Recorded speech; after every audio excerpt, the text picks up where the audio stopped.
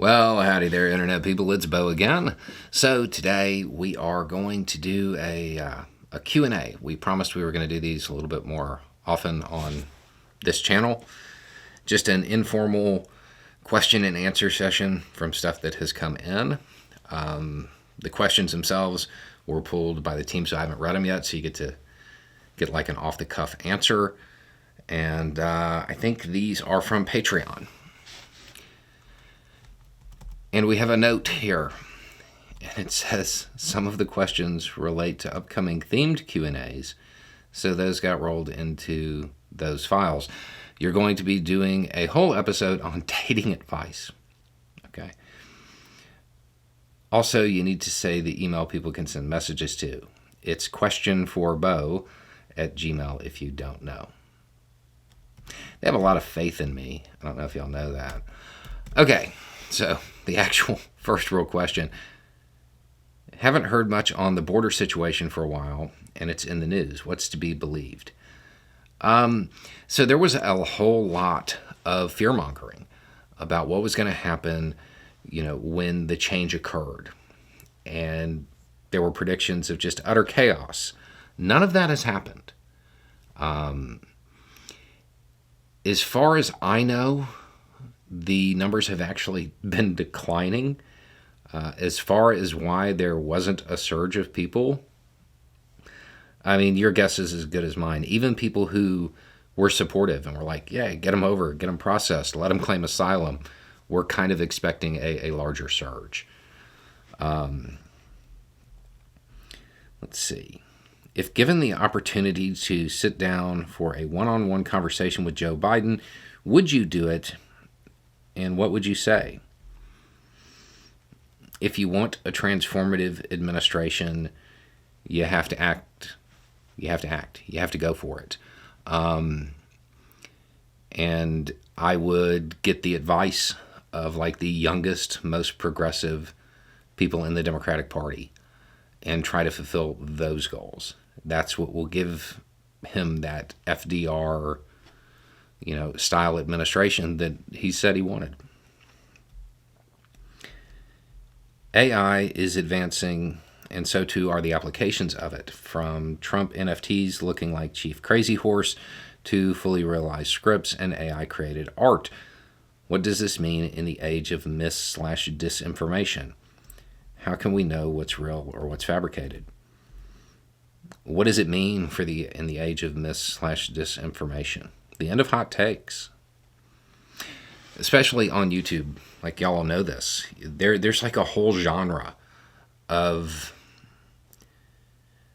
commentary that is like immediate as soon as it happens. That's probably going to stop because eventually those people will get burned by commenting on something that didn't really happen, that was AI created. In a weird way, it may lead to more fact-checking. The misinformation, the disinformation, the bad actors who would use somebody's voice or video. In theory, after the first few times, people will learn their lesson and they will fact-check more. Does your kid still think you're eating German Shepherds? Okay, so to explain that, if apple pie is made with apples and cherry pie is made with cherries, and your entire life as a child you grew up with a giant German Shepherd following you around, what's shepherd's pie made with? My kid is, from the time he was old enough to talk, he would not eat them. And he didn't eat anything. And he was just like, no, I'm not eating that. And it wasn't for quite some time that we found out why. He thought we were eating German Shepherds. Okay. You mentioned the movie The Bradley Wars in a video a while back. What's your take on Boyd Burton and the fighter plane mafia? Well, I mean, history kind of answered that, right? If you're talking about the original crew, They really wanted specialized aircraft, and a lot of the things they wanted, as time progressed, you realize that would have been a really bad idea. If you're talking about the newer crop, those opposed to the F-22, F-35, it's going to be the same thing. History will let us know. I personally think there is definitely room for a multi-purpose aircraft and specialized aircraft as well.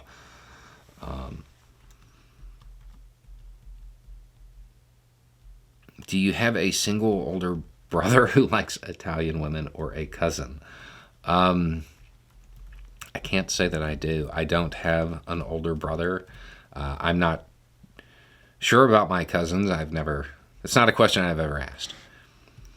Do you know what percentage of your viewers are conservative? I would imagine that it's a pretty small number, but you seem to always have messages to respond to. How much reach do you think you actually have, since most conservatives prefer to stay in their silo? It's around 15%. It is around 15%. But when you do the numbers, it's actually, it's a small percentage, but it's worth doing. It's worth putting in the effort to try to reach out to them. That's why, if you don't know, getting into the silos, that's why my titles are the way they are.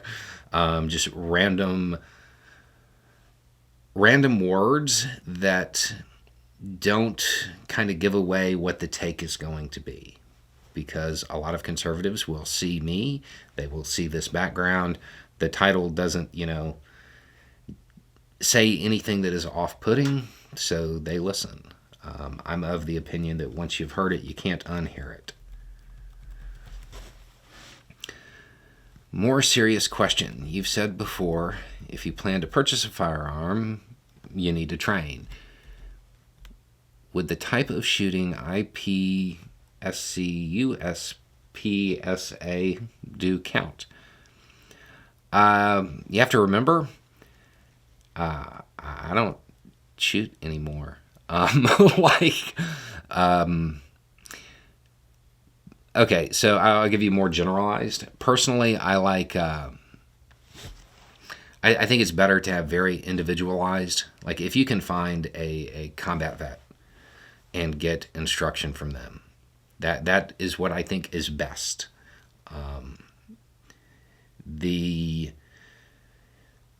At the same time, any training, as long as it is good training, is valuable. But as far as what everybody is teaching today, it's been a really, really long time. So I have no idea what's going on in that community or what they're teaching, really. Did you hear about the 9 red wolf pups born at the WNC Nature Center? I did not. That's really cool. It says this alone is an almost 5% increase in the total population. 1 male and 8 females. I didn't know that. That's cool. And very welcome.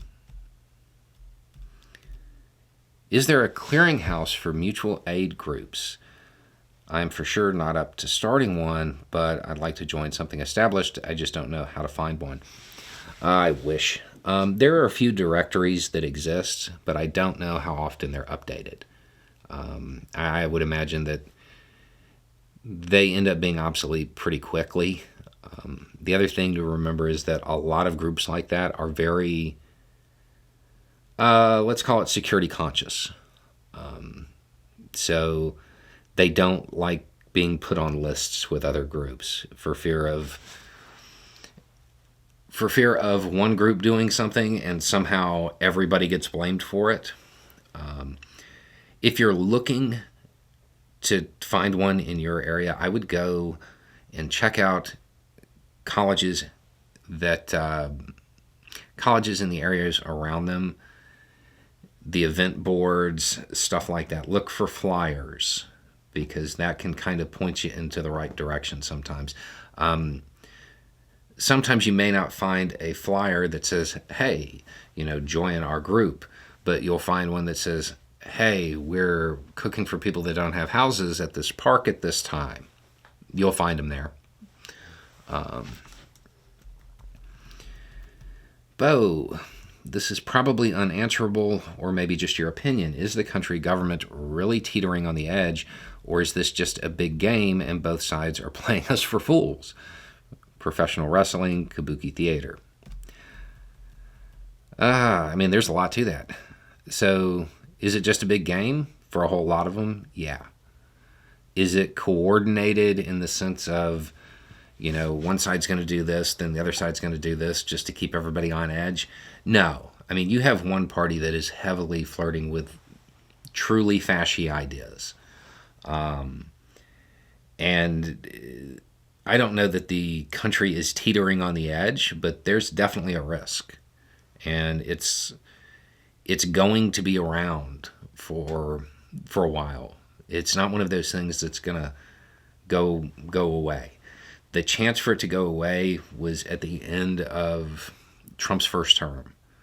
Biden, if he had gotten like a landslide victory, a real mandate, something like that, it would have been possible for it to just go away nicely and quickly. Because it wasn't shown to be a losing electoral strategy right away, more people are going to try it, which means we have to be on guard longer. Any updates on the Bo and Company Roadshow? They say the pandemic is over, but it's still a concern, so I'm curious if it's coming soon. Okay, so for those that don't know, this channel actually started for us to go and do stuff on the road, go and help people, go, and for longer format content. Right about the time we started getting everything up and running, the world stopped. We had that whole pandemic thing, so we couldn't go anywhere. During that time, we kind of waited, assuming that it wasn't going to take very long. We were wrong. And as we realized that it was going to be around a while, we started other projects. So what we're doing now is clearing out everything that we have going on, to include, the infamous community garden video that's been coming for, 16 years. The Jeep video, during that time, we did this. So the simple answer here is yes, we're eventually going to do the road stuff, but we're going to clear out everything else first.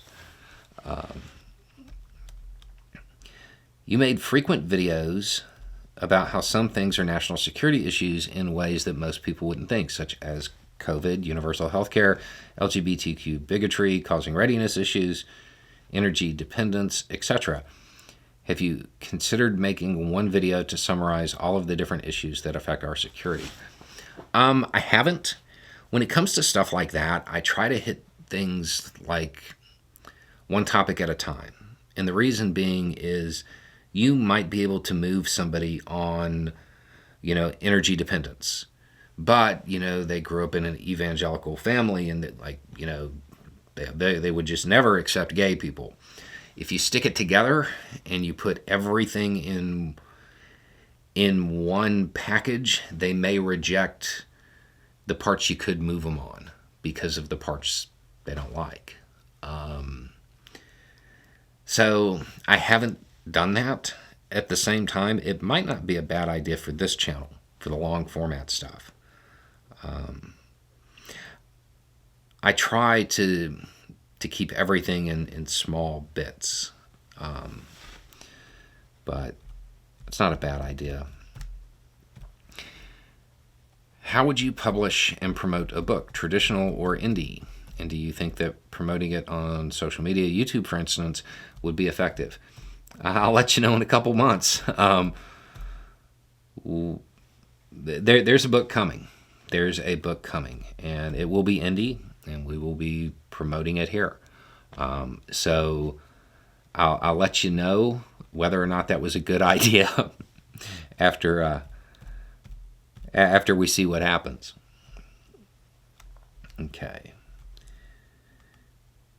How do you feel about those of or how do you feel those of us who are quietly trying to do God's work of caring for the sick, the oppressed, the needy, and doing our best to treat every human being with the dignity and respect they equally deserve, show that there is still good in the Christian church, and not all Christians are hypocrites, as those who get the most media attention for being as hypocritical as they are in their views, words, and actions.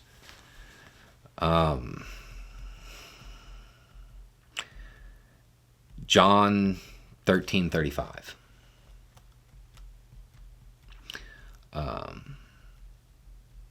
When it comes to stuff like that, you can't tell. You have to show. The Christian church has gotten a really bad name because of a lot of bad actors. If you're out there doing good and you're doing it under the auspices of a church, there's a whole lot of people that are going to be very skeptical of you. So you're going to have to just do it and put up with the skepticism. And maybe you change people's opinions.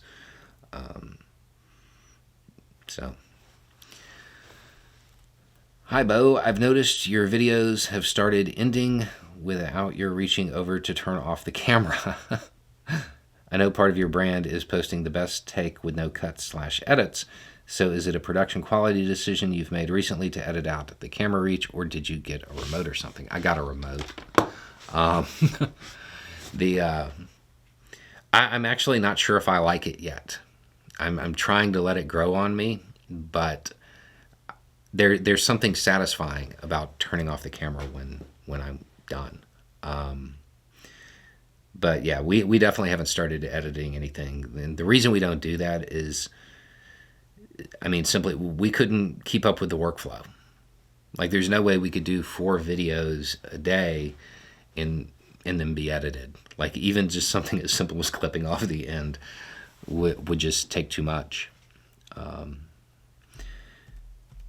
you ever think you'll tell the full story of your journey? I've always viewed memoirs as something you do when you're done. So, yeah, eventually, but hopefully it won't be for a long time.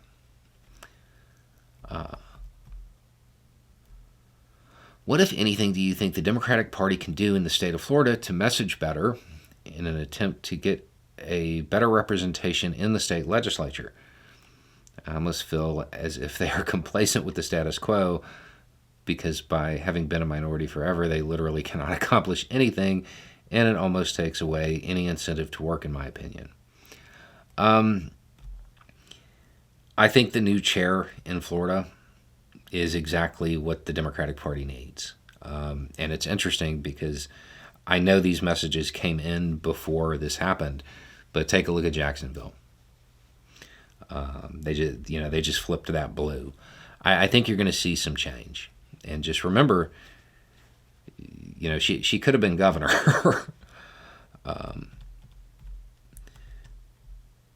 With the Fed still trying to fight inflation, I feel like a perfect storm is brewing where the U.S. hits an economic recession going into 2024. This causes voters to vote for Trump or DeSantis just out of desperation for something to change. My fear is that it could be the last true fair election if one of them get into office. Thoughts on that possibility? There's a whole bunch of things that could occur when it comes to the economy. If a Trump or Trump light gets elected, yeah, we're in real trouble because they've already practiced,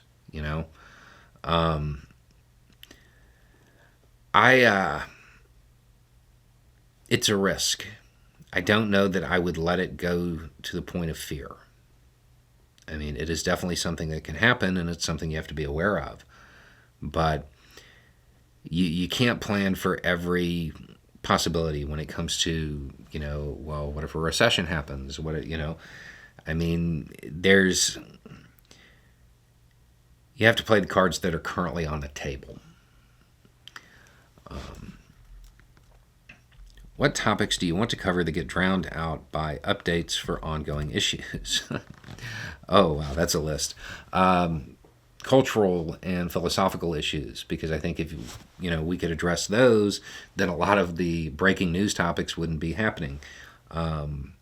More like how to on mutual assistance and community networking and stuff like that.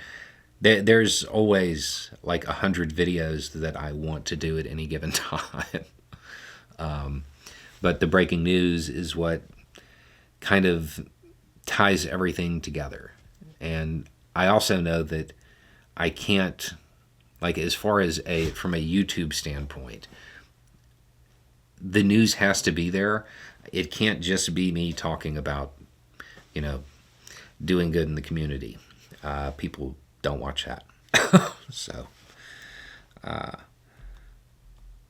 what do you think of Bob Dylan? Any musical favorites of yours, the Beatles, etc.? I love all music.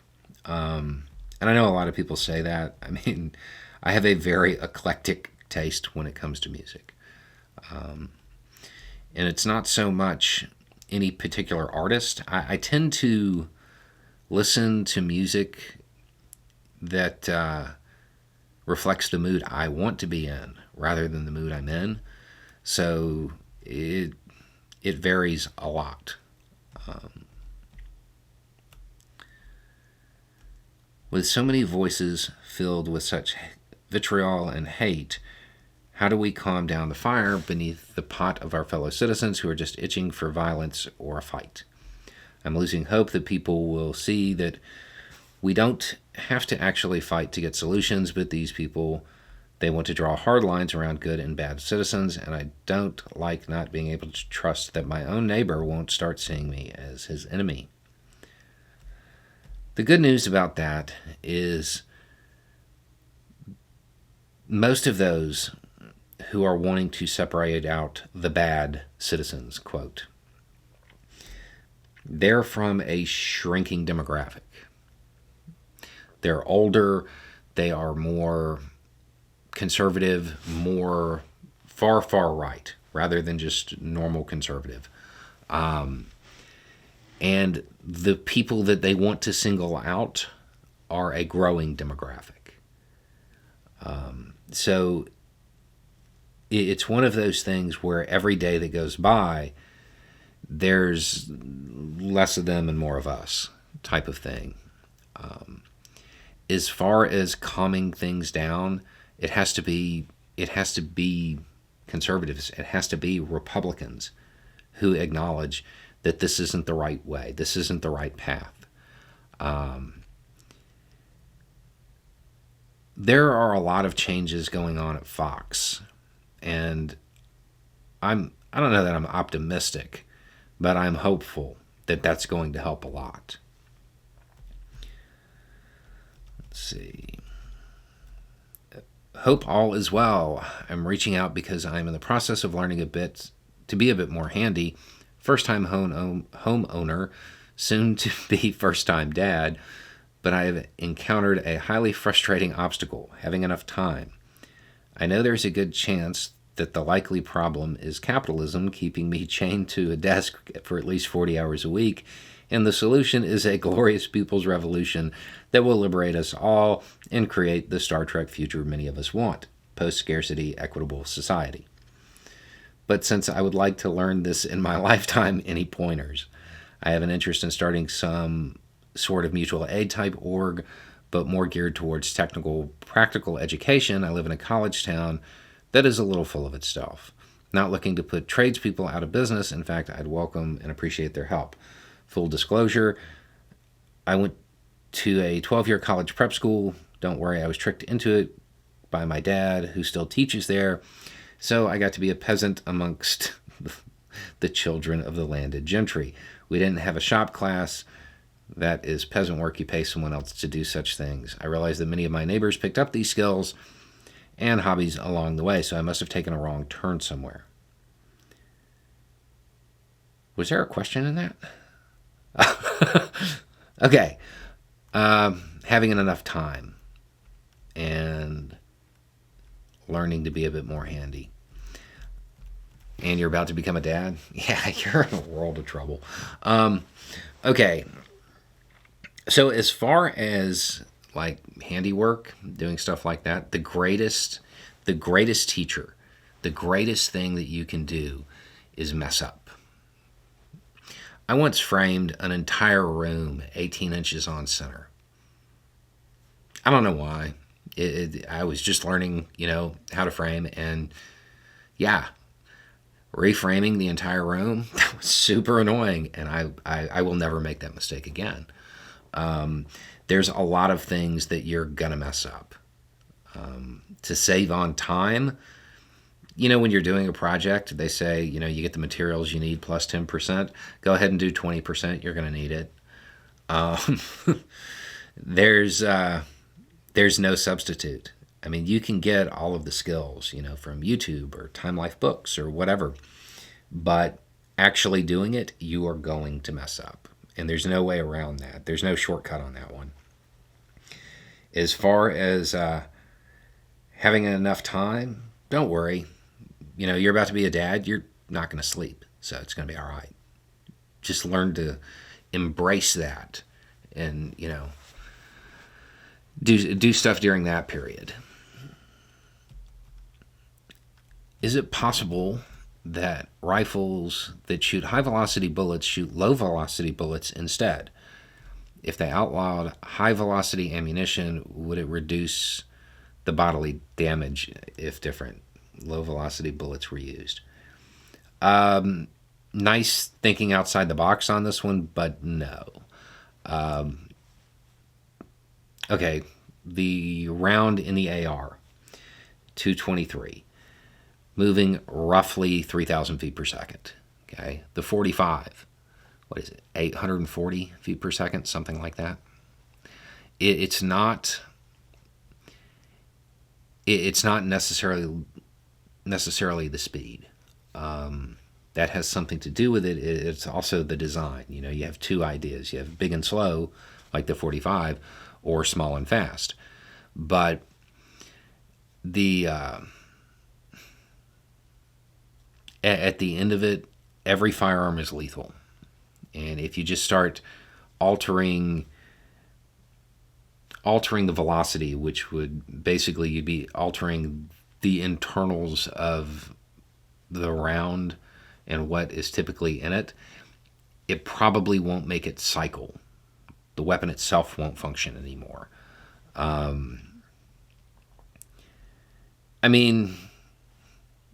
Yeah, it's outside the box thinking, but realistically, that's not it.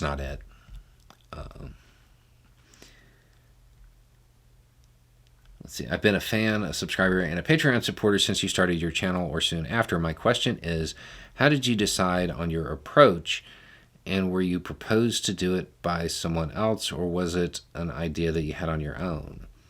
Thanks for the constant delivery of well-spoken, well-constructed content and advice. And I only wish there were more people exposed to your channel. It certainly couldn't hurt. Well-spoken. And I feel like I'm slurring every other word recording this. How did I decide to do this? I didn't. It was a joke. The whole channel started as a joke. I hid my accent for a really, really long time.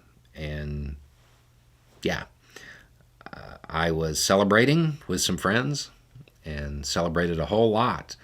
And we're sitting around, and basically, I don't remember what it was, but I said something like super redneck. And they're like, they had never heard that side of me before. At the time, I was writing, doing like international affairs stuff, and they thought it would be like funny to be like, hey, the guy that's informing you about what's going on in all of these weird places actually sounds like a guy from Justified, So the first videos were jokes, and then from there, I just had my phone in my pocket, and did some in the shop, and eventually realized, hey, I could actually do some good with this. And then the social commentary came, and then I started actually taking it seriously. So, by the time I was giving any thought to approach or anything like that, it was already up and running. So I mean, did someone else say to do it? I mean, kind of. I mean, I kind of got like goaded into doing it. And I'm really glad that happened. Okay. Apologize in advance if I am being impertinent. But the extreme authoritarian-like government in your state seems, man, you've got a vocabulary on you. Seems opposite to what you tell us to believe. You also know, you have mentioned it quite a bit, that climate change will wreak havoc, especially there. So my question is, why do you live in Florida? Okay, they're the ones who are bad. Why do I need to leave? So basically, when it comes to climate, I'm actually in a decent area for climate. Where I am at is basically going to end up being like Panama, the country, not Panama City.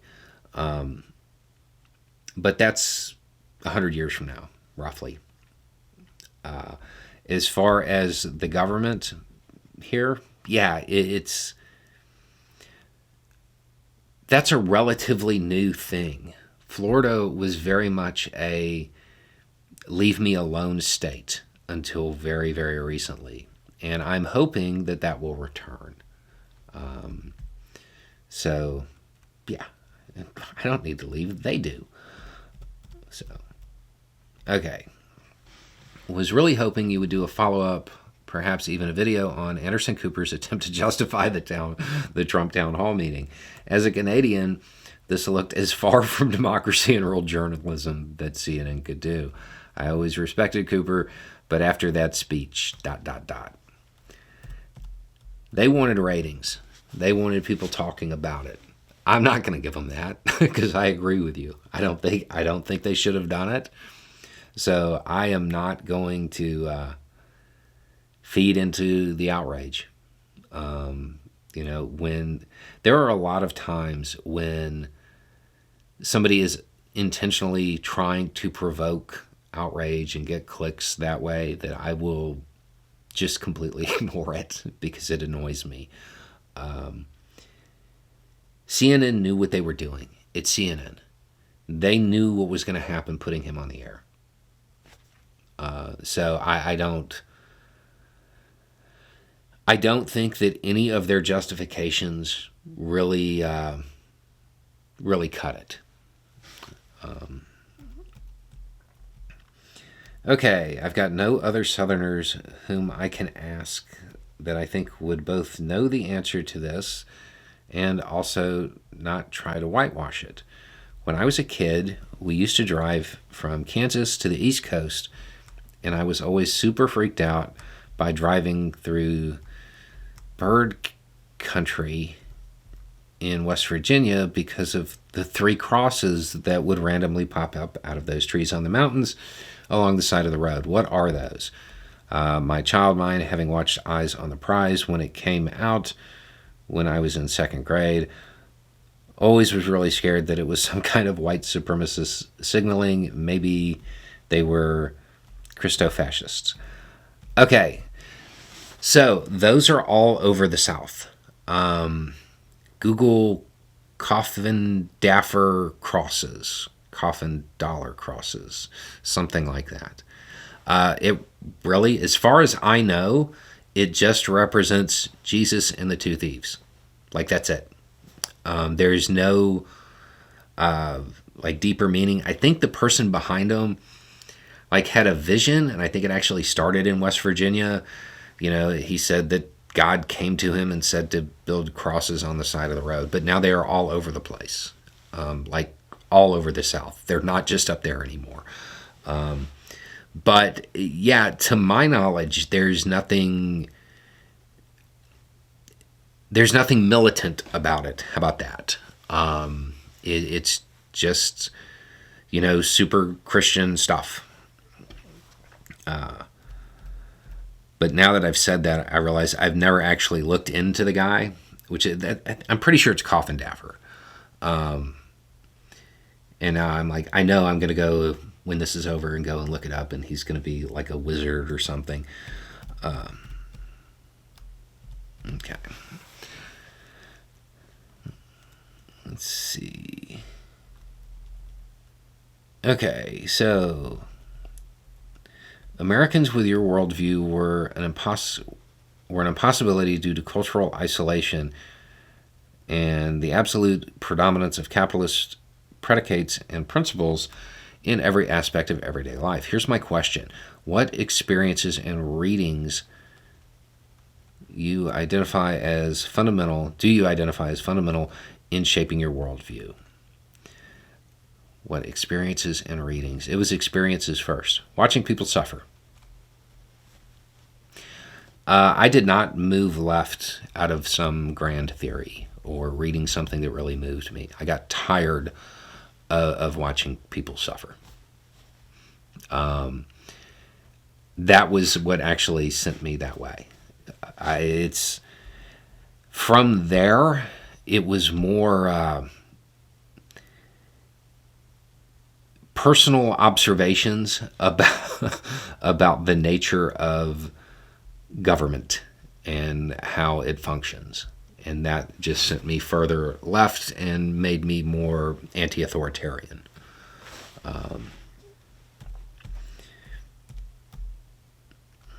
Let's see.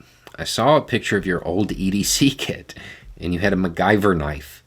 My dad gave me one, and I have no idea how to use it, and now he's gone. Yeah, I have a Swiss Army knife. So probably one of the big ones, all the different blades. I don't know. I could do a video on that. Hang on to it. You'll learn how to use it, and it is a very useful thing. I'd like to ask if there is anyone Bo respects professionally who provides quality news from the other side of the political spectrum. The absolute other side, like the authoritarian right, no, I don't respect any of them. There are some anti-authoritarian right that I respect as people, even though I think their views are wrong. But most of them, they tend to just live stream. They don't actually.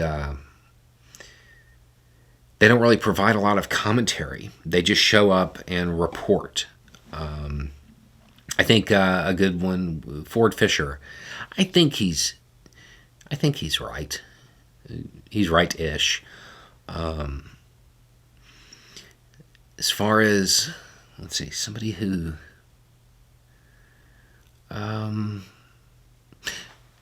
Carrie Wedler is anti-authoritarian right, and she does commentary. I definitely respect her. Again, we don't see eye to eye on everything, but if you're looking for something to kind of widen your view, there's that as an option. She is very, very anti-authoritarian, just so you know. Okay. That got me thinking. Oh, okay. That got me thinking, should I have called the police on that truck? Should I have just minded my business? Now, I'm the type of person who doesn't like to stand by and watch as someone is hurt, but I also don't want to put someone in jeopardy with the police just because maybe their door was broken or whatever reason I cannot think of. That brings me to the question, when is it worth it to call the police? I've watched a lot of your videos, and a few of them have a series of questions that you pose to yourself before making a decision. Is there a series of questions I should ask myself before calling the cops? Is whatever is going on worth lethal force? That's generally my test there. If whatever is happening isn't actually worth lethal force, there's probably a better way to deal with it than calling the cops. Because I mean that's what you have to acknowledge when you call law enforcement. You are summoning somebody whose job is to enforce the law, and every law is backed up by penalty of death. You know, there should be other options. There should be other options than just calling the cops or doing nothing. It really depends on your area. You know, it depends on where you live, the way the cops are around you, stuff like that. I mean, let's see. Well, I don't want to say that because, yeah, good example. The area where I live in, we have one sheriff's department where the last time that they killed somebody was in the 60s. And then we have another one that is just, I mean, they're pretty trigger happy. So it really does vary a lot there as well. Like if you still live somewhere where you have like an Andy Griffith style police department, you know, a consent-based policing type of thing, maybe there's a little room. But generally speaking, that's the question I ask myself.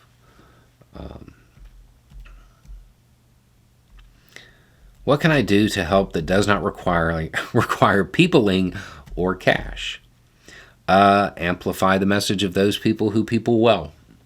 Do things in private and drop them off. That's another one. There are, like when it comes to, I'm assuming this is about mutual aid, there are always things that can be done that just require time.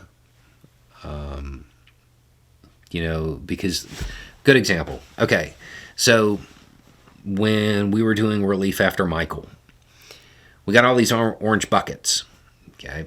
And it was weird because I think they were like Home Depot buckets or something. But anyway, you open them up, and inside it had a line to dry clothes, it had cleaning supplies, it had gloves, it had like all kinds of stuff.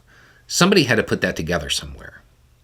And that's the type of thing that you could totally show up at the place where they have those resources and be like, hey, give me the stuff to make 30 and go home and do it like by yourself if you just don't like being around people. The good news is when you're talking about those who actively get involved and try to help, they're pretty accommodating. You know, they understand that people work better in different ways. So a lot of times you can just find the outfits near you that are doing something, which might take a little bit of peopling, but not a whole lot.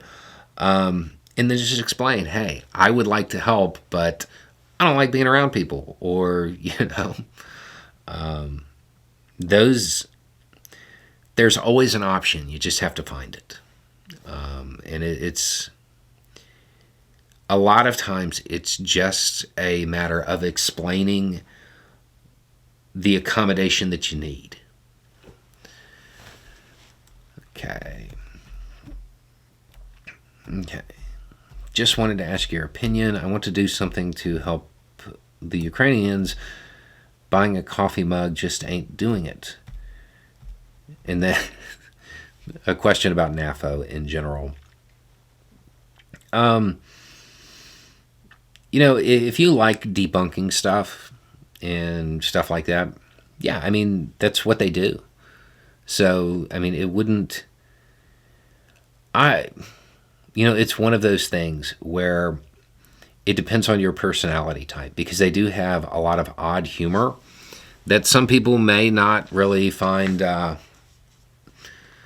cup of tea. But if you've seen their posts and you're just wondering, you know, is there anything like bad about them? No, they are exactly what they seem like on the surface.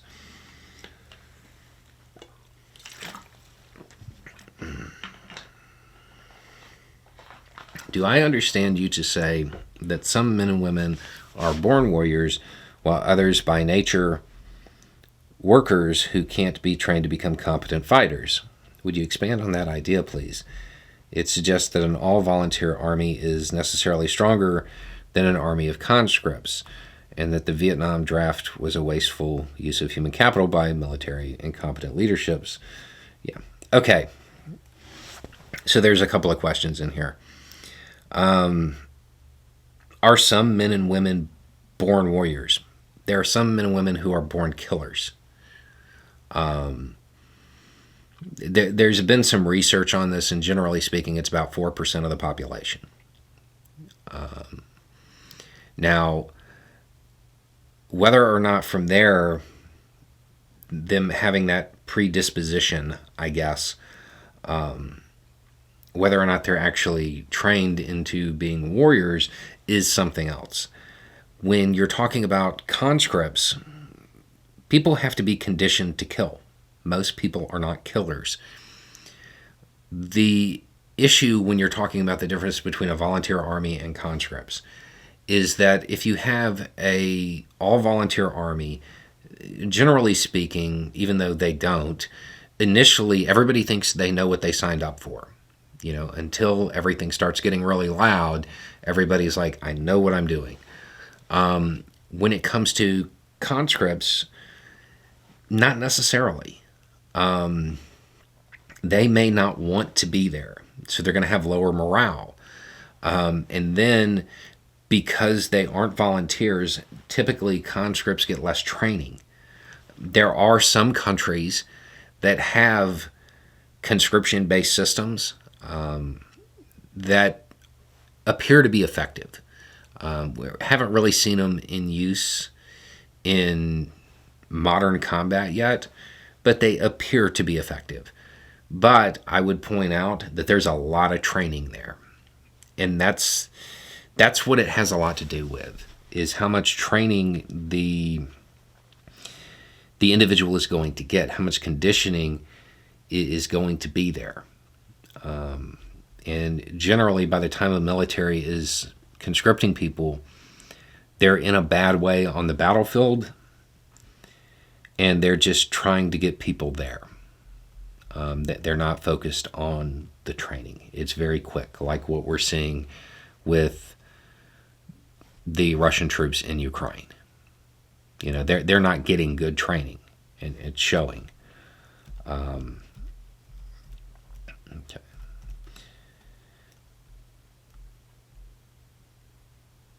Okay.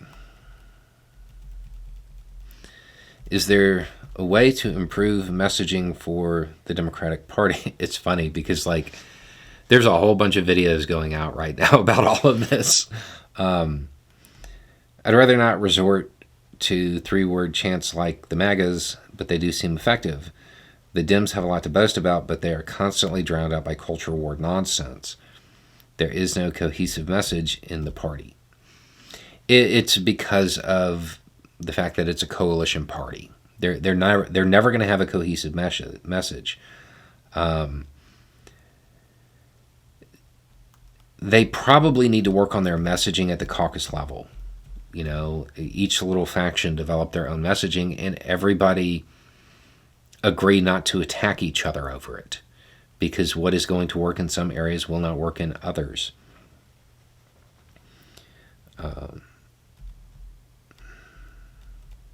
Okay.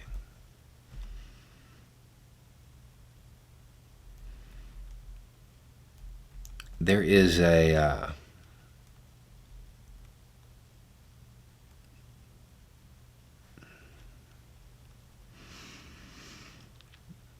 so the question is, why is the Russian military seeming to direct a lot of weapons at civilian areas rather than the Ukrainian military? Okay, so one of the assumptions is that the Russian military has the capabilities that the U.S. military does when it comes to precision-guided munitions. You know, you think back to the Gulf War. What do you remember? The footage of the bombs hitting right on the cross, right? Like going through windows type of stuff. Odds are their stuff just isn't that good. Now, I'm not saying that they are not deliberately targeting civilians. They are definitely targeting civilian infrastructure. They are definitely hitting places that they shouldn't be according to the laws of armed conflict. Some of that always happens in any conflict. Some of it is because of poor technology and them just not being up to modern standards. And then the rest of it, I don't have a clue. You're looking for a military advantage here. I don't get it. The idea of demoralizing your opposition that way, it doesn't seem to work the way it used to. Like in the first half of the 1900s, yeah, that actually did work.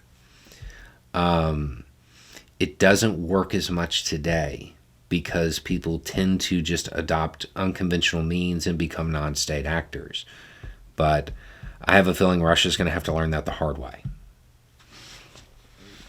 Let's see.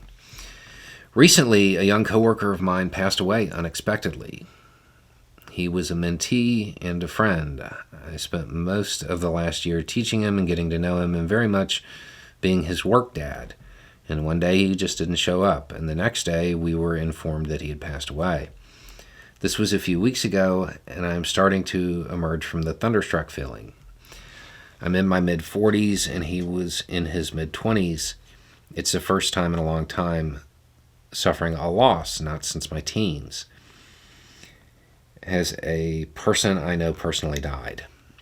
I've read all the advice about grief and grieving process and how it's different for everyone. I was hoping you might have some thoughts based on your own experiences and those of some folks you know personally who have had to live through this many times. First, I'm sorry for your loss. I don't have any good advice on this. I am very detached, I think might be an appropriate word. It's I don't want to say you get used to it. I don't know how to answer this.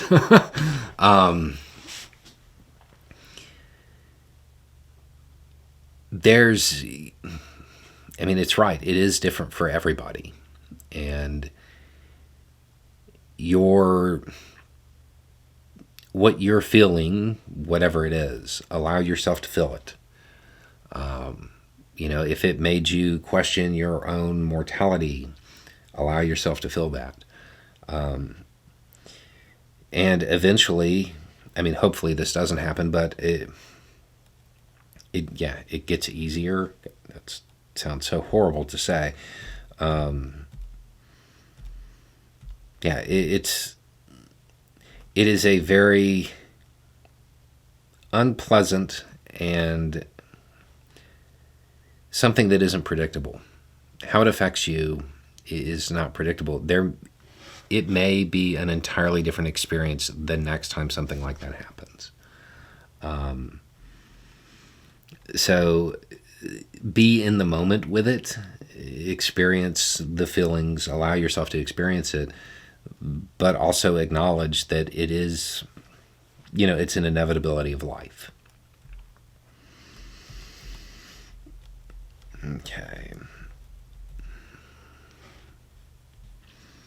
Okay, so some of your videos reply to a particularly ill-advised question. Do those people ever send you replies after you post the video? What's the best one? I'll let you decide what best means.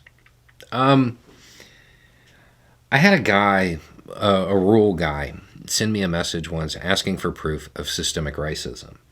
And I thought I was being pretty nice in the video. But people in the comments were like, you kind of went in hard on the guy. And then it wasn't even that long ago, maybe a month or two ago, he showed up again and was basically like, it wasn't something in, your video that really caught my attention. It was something in the comments section. And it was just, I don't know, that to me was the best because it showed not just did it actually lead to change with this person, it led to change and they stuck around the channel. And it showed the interaction it wasn't me, it was y'all. And, a big part of the channel is fostering the community. So that to me was the best, because it kind of brought everything together at once. How do you manage your time? Your video posts are frequent, and you have a clear and deep understanding of the issues on which you're commenting, not just major headline news, but low, mid-level candidates in other states, as well as ballot measures. The list goes on. All of this on top of being a husband and a father, your work fostering community networks, local disaster aid, and apparently taking care of horses and and who knows what else on the ranch. I'm not married, nor do I have children. While I've got a few accomplishments under my belt I'm proud of, I feel overwhelmed if I've got more than one or two long-term projects, to say nothing of an obligatory errand before or after work. How do I manage my time? First, I don't really sleep. I don't sleep a whole lot. I would like to point out, because if I don't say this, she's like, I can't believe you took credit for taking care of the horses. My wife pretty much does like almost everything for the horses. To me, they're big dogs. I get to go play with them.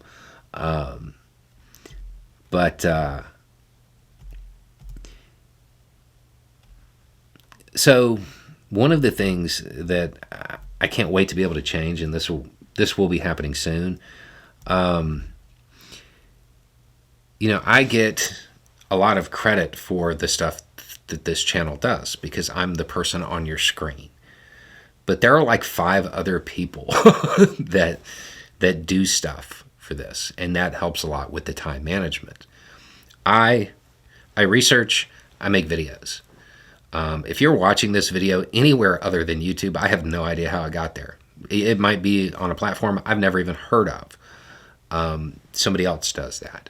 When it comes to doing the disaster relief or a lot of the community networking stuff, when we did the stuff for the mines, okay, and got all the Christmas presents and stuff like that, I didn't order any of it. I know that it took like 3 hours to order all of that stuff, but only because they were in the room doing it. It takes a team to do what we do. I do feel like a lot of times I get credit for like the work of like a whole lot of people. So for me, as far as managing time, do what you do best. Research and make the videos.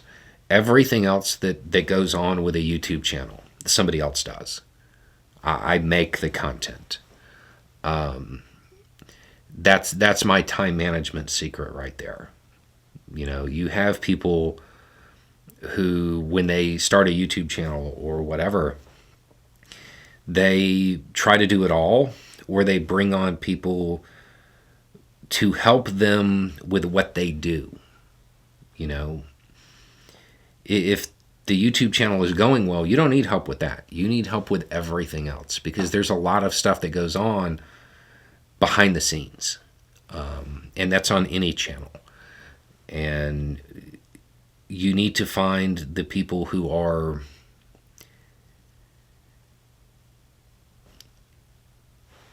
good at doing whatever it is. Their thing, your thing is making the content. Their thing may be being super detail oriented and getting all of this stuff together. It may be making sure that all of the set and the construction stuff goes right. It may be, you have to learn how to work as a team. That's a big part of, managing time. But aside from that, it's also like I sleep like 4 hours a night. So that helps, functional insomnia. Okay. Are there any Easter eggs we missed since you came to the new shop? Probably. I've been using them a lot. Since we've been here, I know a lot of people missed the Fifth Element stones. In the video that was that just had empty shelves. They're actually stones on the shelves. Let's see. In a video recently, I referenced the Federalist Papers, and there was a little like figure of Hamilton over my shoulder.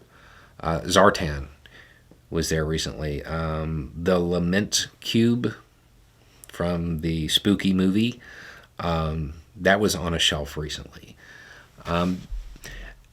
Being here in the new shop, I actually do them a whole lot more because it's not, I don't have to go like as far to get them.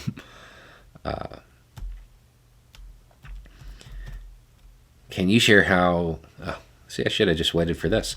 Can you share with us how big your team is and what the various roles are? I'm curious what the scale of your operation is and if there are plans in motion for your own journalistic org to blossom with your values. That's funny. Yeah.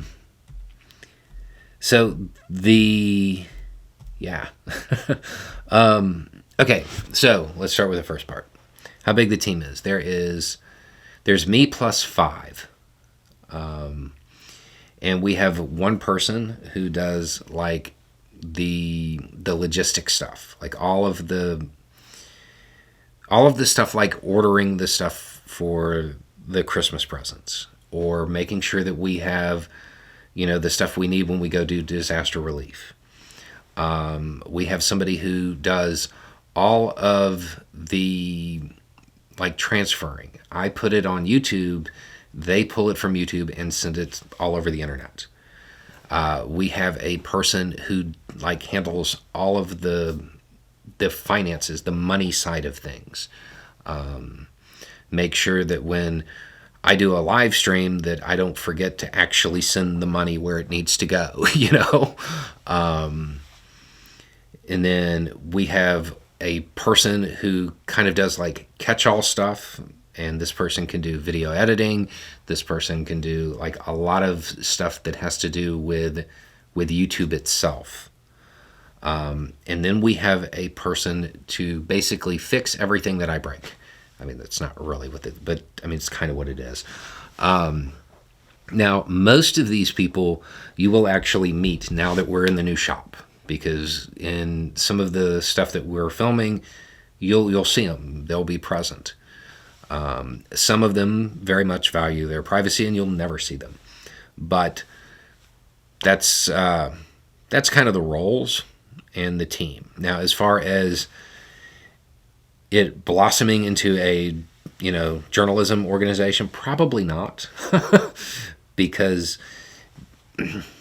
that's how I got here. And I actually like this a whole lot better. So, okay. Oh, I guess that's it. All right. So, I have no idea how long this has been going on, but it looks like we are at the end of those questions. And I know that there are more. I think I read this aloud.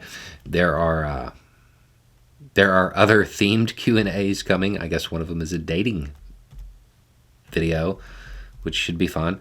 And we'll get those out soon. So anyway, it's just a thought. Y'all have a good day.